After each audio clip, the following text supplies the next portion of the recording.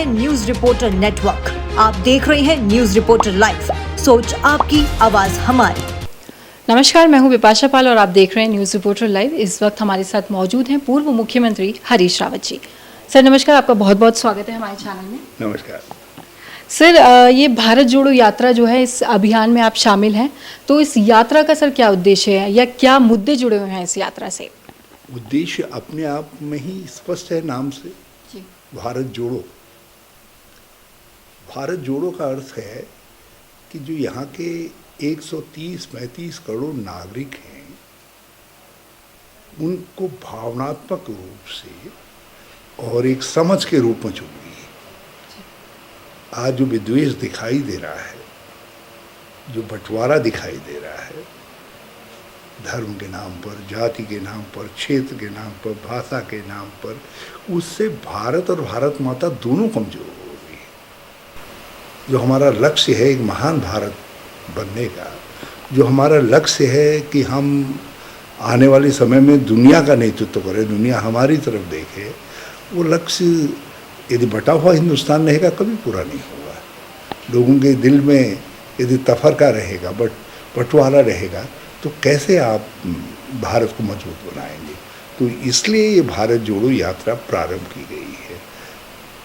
इसका उद्देश्य ये भी है कि एक असमानता बढ़ती जा रही है। आज देश की पूंजी 1% लोगों के हाथ में करीब 90% पूंजी है, और यदि इसको हम कुछ और बढ़ा दें संख्या को, तो ये 10% लोग जो है देश की करीब 99% पूंजी पर, तो बाकी हिंदुस्तानी तो कहीं है ही नहीं खड़ा। तो जो आर्थिक असमानता है कि चंद हाथ अरबपति हो जा रहे हैं, आप अंदाज लगाइए। एक ही उदाहरण मैं बताना चाहता हूँ। श्री गौतम अडानी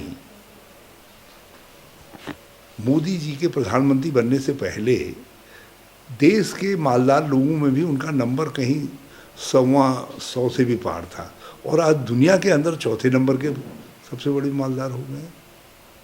तो इसका मतलब है कि उनकी पूंजी सरपट यूं भागी है ऊपर की तरफ को, और जितना आम आदमी है जो उसकी पर कैपिटा इनकम थी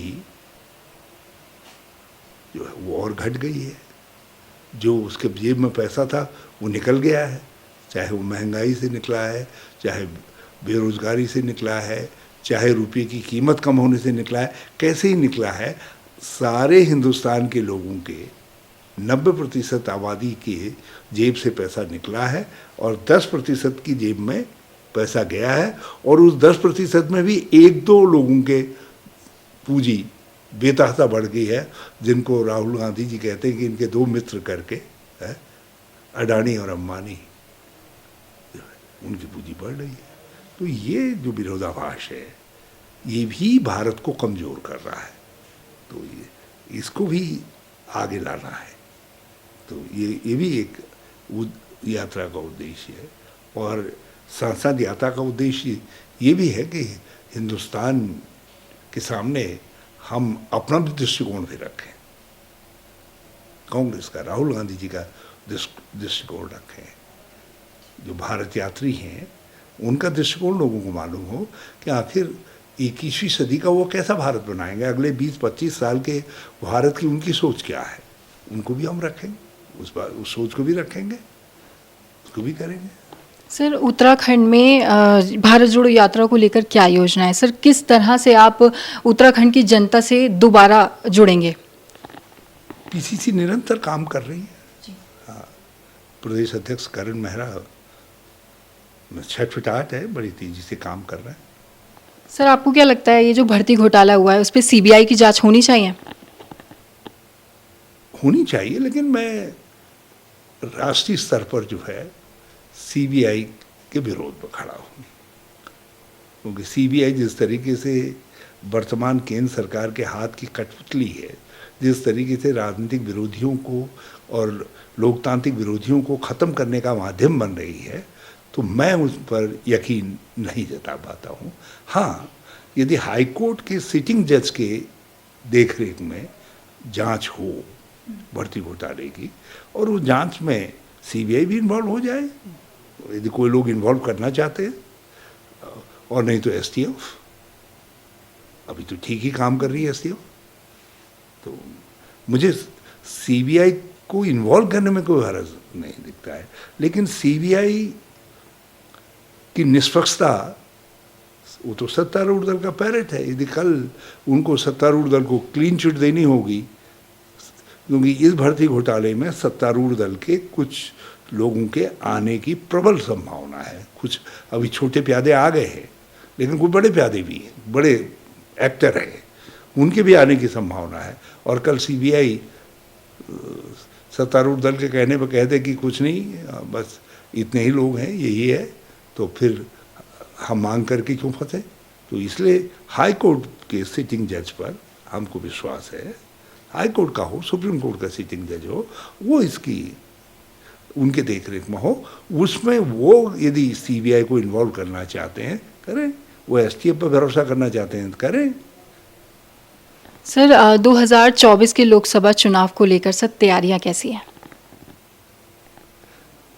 देखिए 2024 के लिए कांग्रेस कुछ सजग है, सचेत है, प्रयत्नशील है और निरंतर काम हो रहा है। और ये जो भर्ती घोटाले हैं, ये भर्ती घोटाले रास्ता बना रहे हैं। ये तो बुलडोजर का काम कर रहा है। तो भाजपा को बुलडोजर की तरीके से हटाएगा। आगे के जो भाजपा रूपी अवरोध है उसको ये भर्ती घोटाले हटाएंगे। और सर मेरा आखिरी सवाल ये है, जो ये पिरान कलियर वाला मामला चल रहा है, शादाब शम्स ने जो बयान दिया, इससे सियासत जो है गर्म हो चुकी है, इस पर सर आप क्या कहेंगे?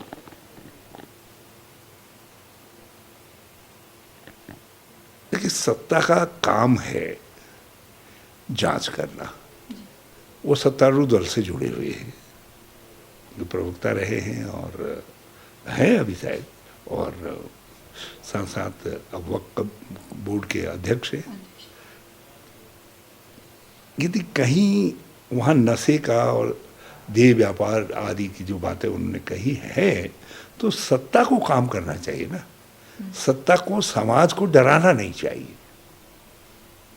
सत्ता को चाहिए कि कुछ तत्व जो स्थितियों का फायदा उठा करके हमारी इन संस्थाओं पर धब्बा लगाने का काम कर रहे हैं, उनको दंडित करे।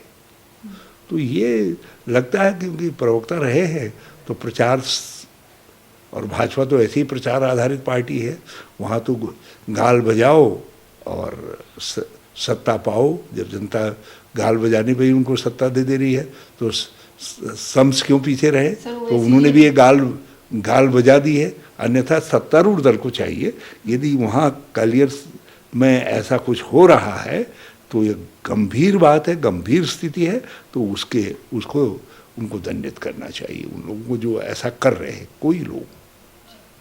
धन्यवाद सर आपका बहुत बहुत, आपने हमारे चैनल को अपना कीमती समय दिया। धन्यवाद।